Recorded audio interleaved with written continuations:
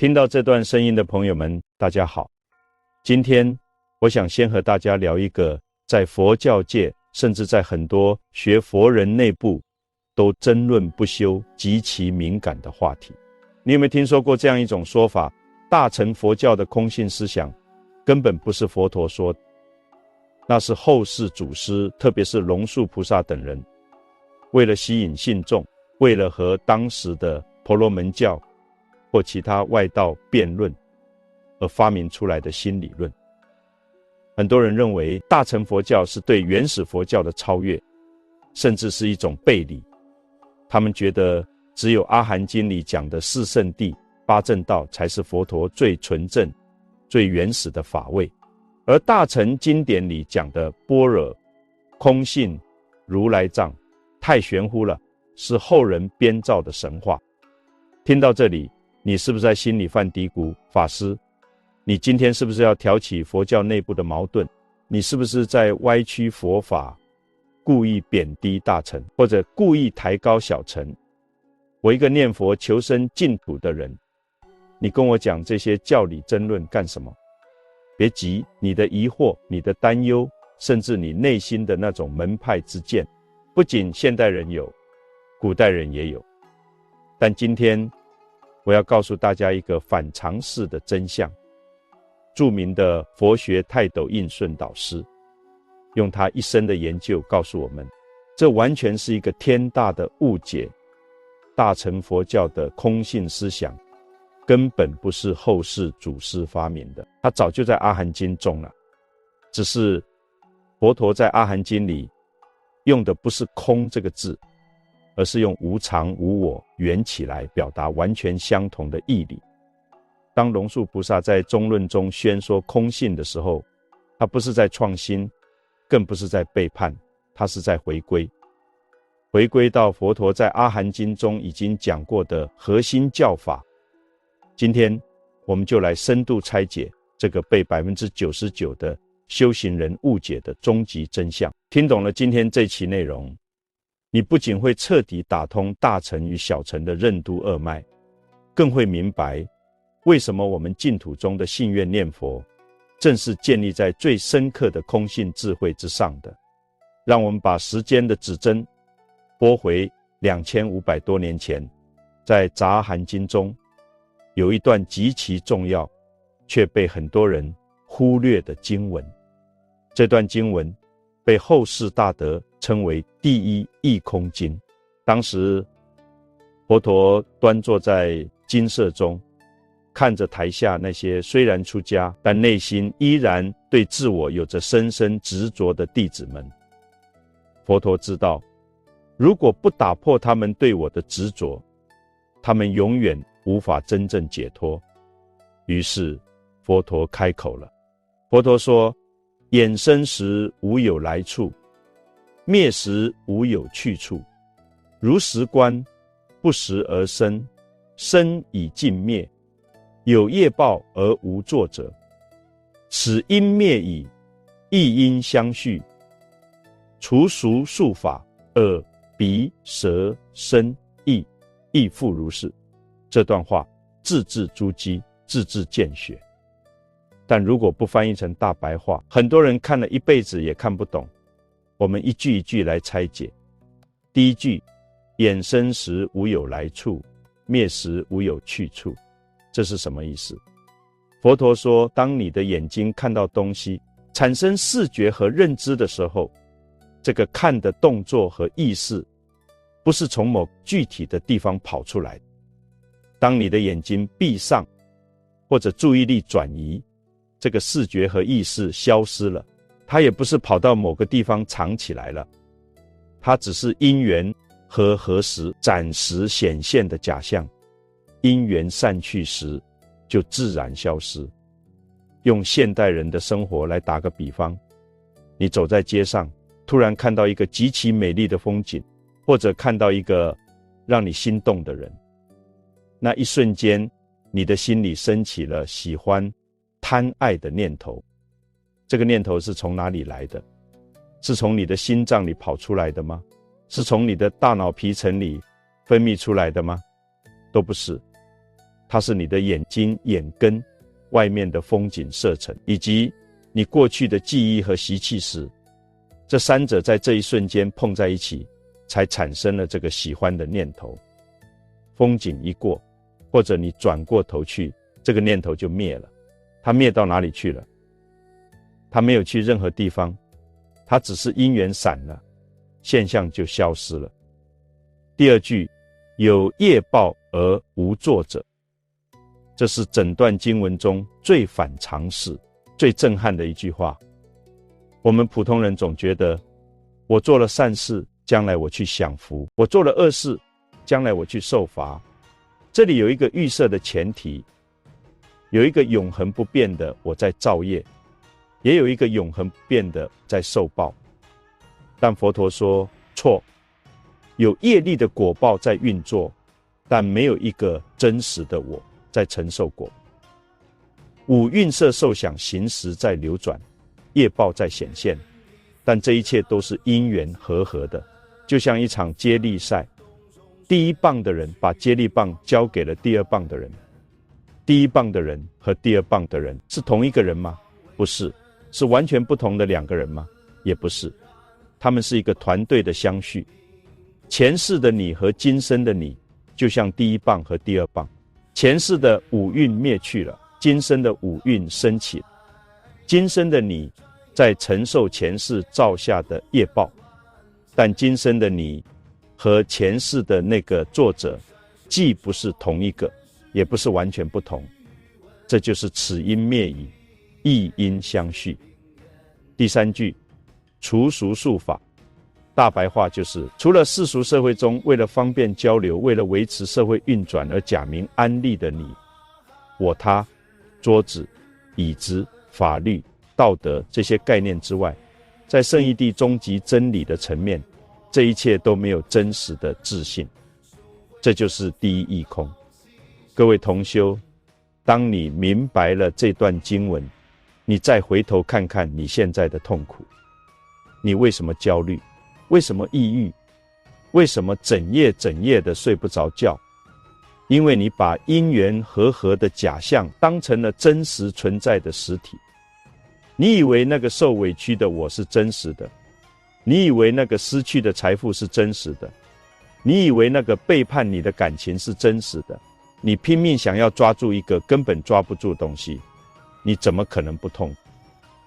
第一，义空经点出的核心痛点就是众生的一切苦难代价极其惨痛，其根源就在于自信见，也就是认为事物有一个独立、永恒、不变的自我或本体。只要你还在执着这个我，你就永远在轮回的苦海里打转。那么既然一切皆空，既然没有真实的我，那我们是不是就可以胡作非为了？是不是既然没有我在受报，我杀人放火也没关系了？这就引出了佛陀在阿含经中讲的另一个极其重要的概念，中道。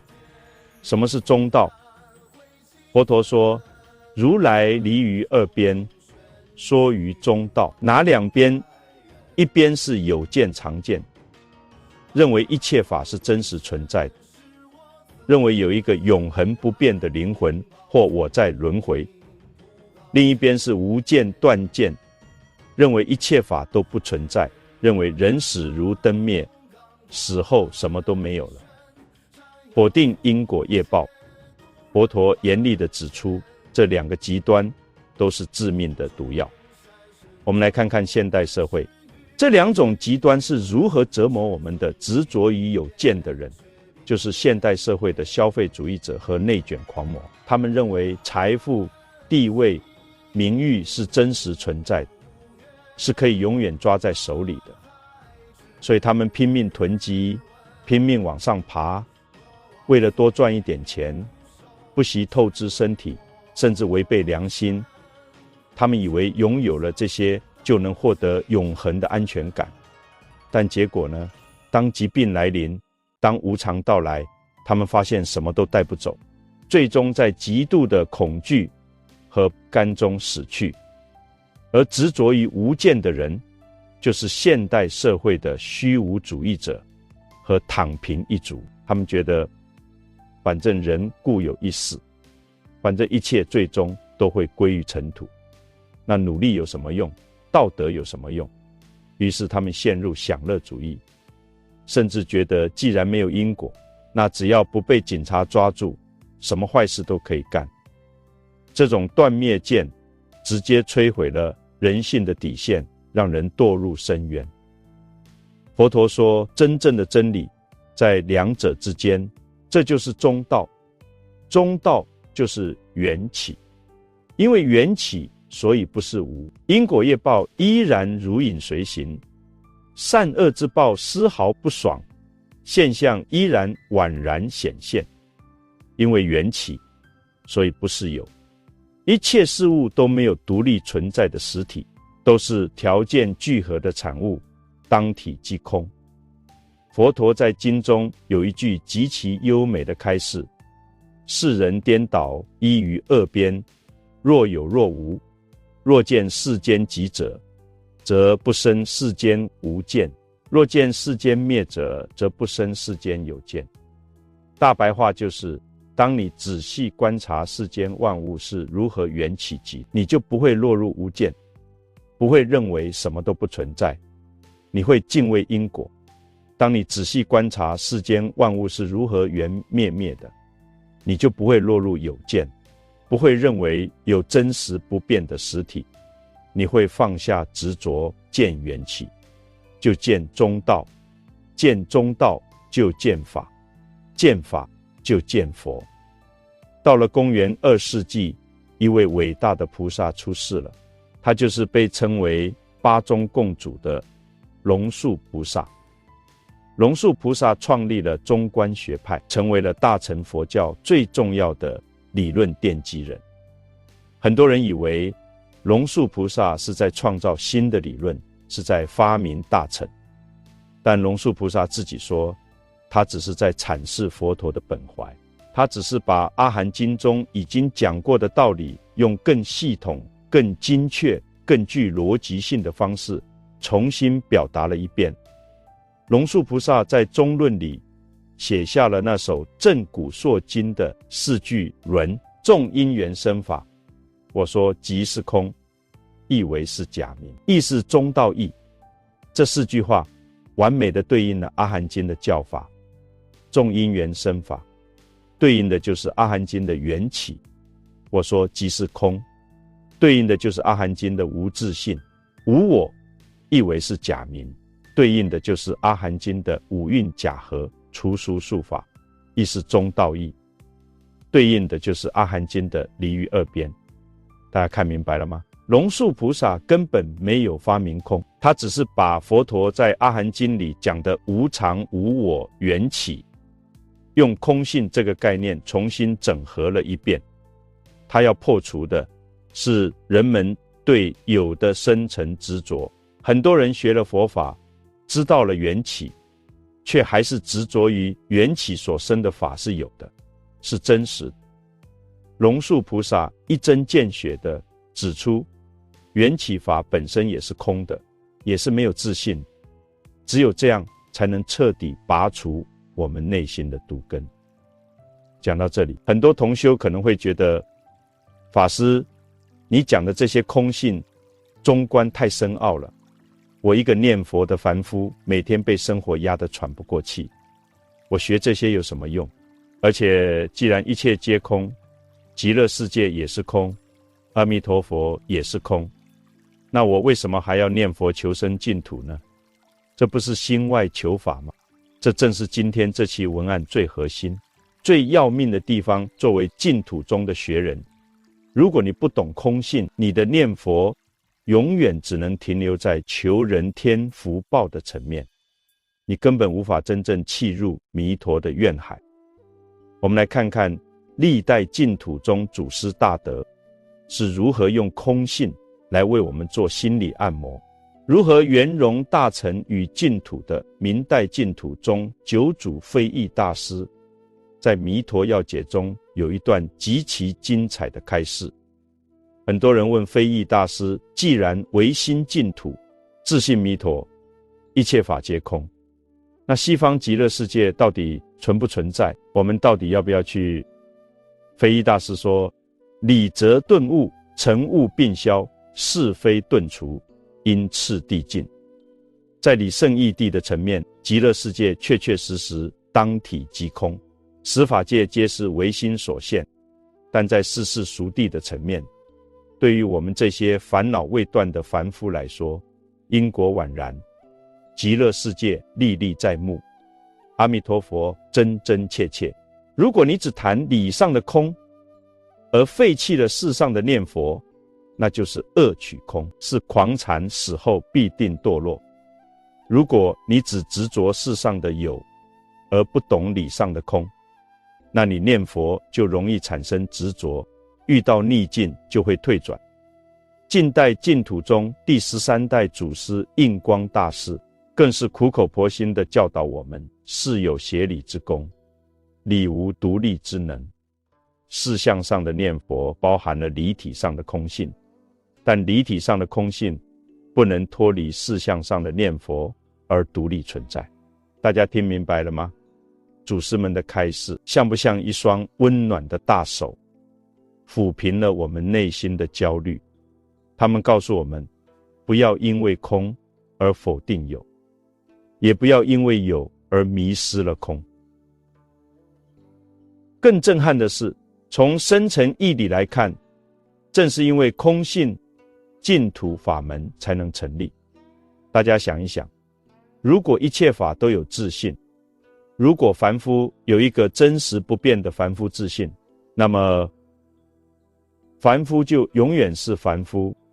你修10000年、1亿年，你也成不了佛，因为你的本质被固定死了。正因为一切法无自性，正因为空，所以凡夫的本质是不固定。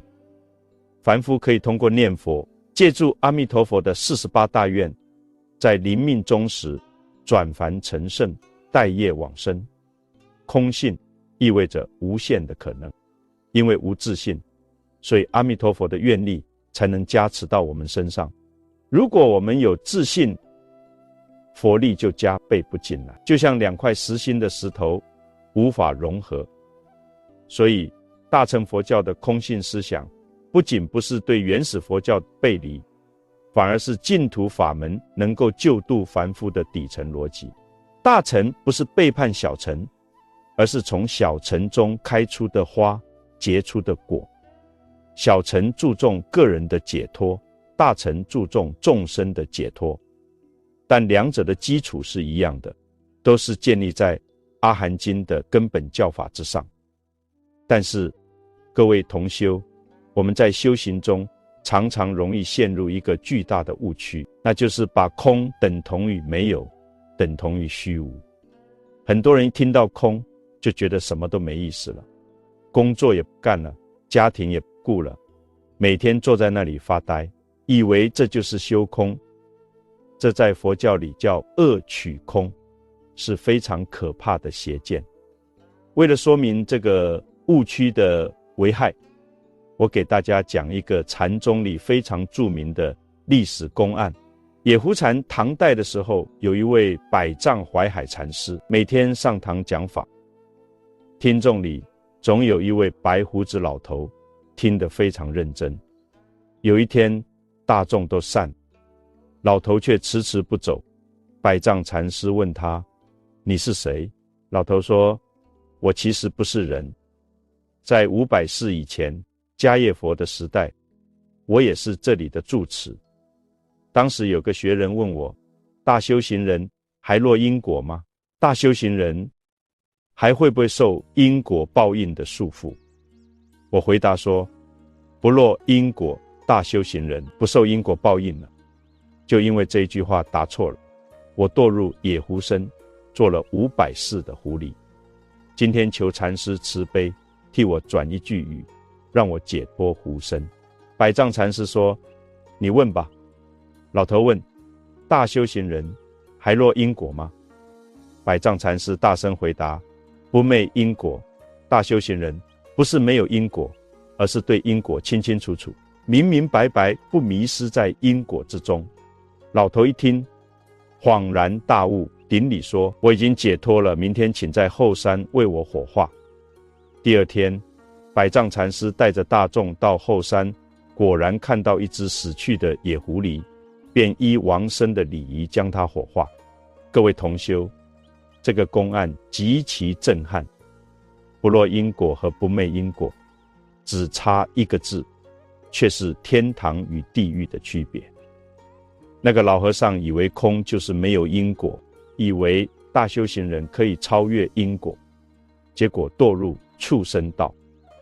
这就是执着于无间的惨痛代价。在净土宗里也有类似的误区，有些学了一点教理的人嘲笑老实念佛的老太太，他们说唯心净土，自信弥陀，你的心清净了，哪里都是极乐，何必非要执着去10万亿佛土之外的西方呢？你这是在心外求法。这种话听起来很高明，实际上是野狐禅的翻版。莲池大师和印光大师都曾严厉地驳斥过这种狂禅。印光大师说，对于那些已经证得法身的大菩萨来说，确实唯心净土，但对于我们这些烦恼深重，连自己的心在哪里都找不到的凡夫来说，你必须老老实实地承认，西方确确实实有一个极乐世界，确确实实有一尊阿弥陀佛。你必须通过事相上的念佛，才能最终证得离体上的自性弥陀。理可顿悟，事须渐修，用理上的空去废除事上的修，这是自欺欺人，是断人慧命。那么作为现代社会的普通人，我们到底该怎么做，才能把阿含的空性和大乘的净土完美结合，在日常生活中落实修行呢？我给大家3条具体可执行的日常对治方法。第一条，在烦恼起时修无我的觉察。我们在生活中一定会遇到委屈、愤怒、嫉妒。比如你在公司被领导当众批评了，你气得浑身发抖，觉得我受辱了，我没面子。这时候你要立刻用第一义空经的智慧来关照。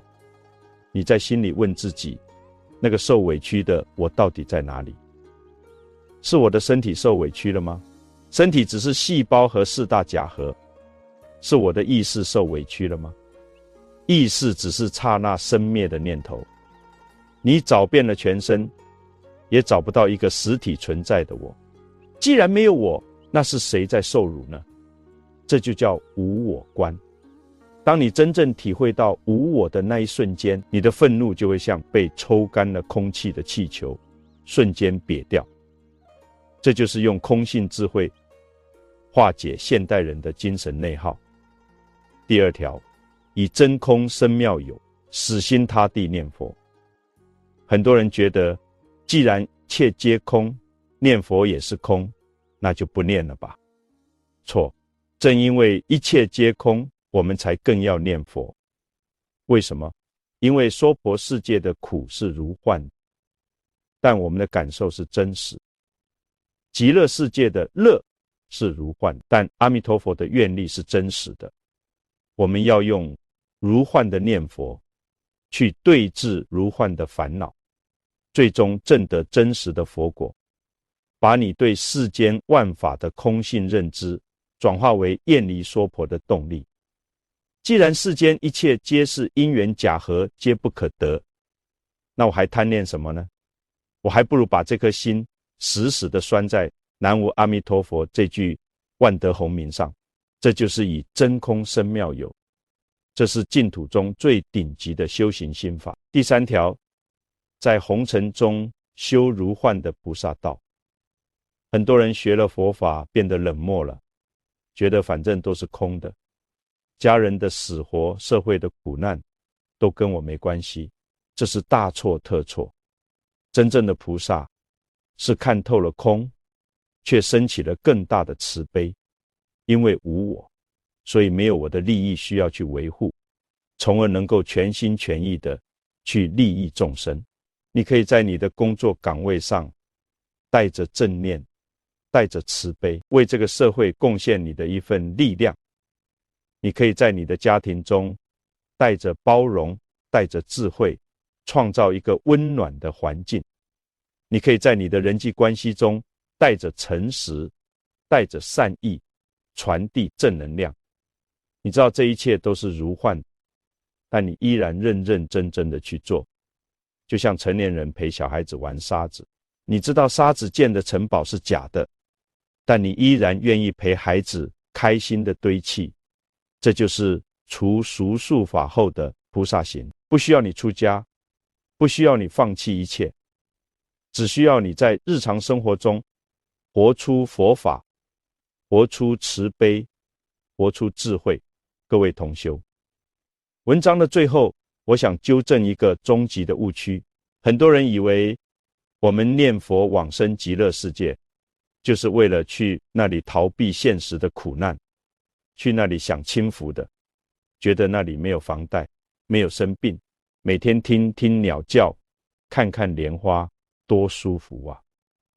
如果你这么想，那你把极乐世界看扁了，也把大乘佛教的菩萨道看扁了。往生极乐不是享福的终点，而是成佛的起点。阿弥陀佛建立极乐世界，是为了让我们在那里快速成佛，不再退转。成佛之后呢？成佛之后，我们要倒驾慈航，回到这个充满苦难的娑婆世界，来救度我们生生世世的父母、亲人和冤亲债主。阿含经中，佛陀曾说：我不入涅槃，直到我的弟子们都证得解脱，直到我的教法在人间建立。这就是最原始、最纯粹的菩萨精神。不为自己求安乐，但愿众生得离苦。真正的修行不是让我们变得冷漠和虚无，而是让我们更有力量，更有慈悲，更有智慧，去面对这个世界的苦难，去帮助那些还在黑暗中的人，是在认清了世界皆空的真相后，依然慈悲地拥抱这个世界。从阿含经的缘起无我，到大乘佛教的般若空性，再到净土中的信愿念佛，这是一脉相承的，是同一棵菩提树上的不同枝干。只有回到阿含，我们才能真正理解大乘。只有理解了大乘，我们才能真正明白净土的深意。这不是背离，而是深化；不是超越，而是回归；不是否定，而是圆满。风吹过竹林，树叶沙沙作响，2500年前佛陀的开示，仿佛还在耳边回荡。有缘人，你明白了吗？感恩一切，愿您法喜充满，修行无碍。南无阿弥陀佛，南无阿弥陀佛，南无阿弥陀佛。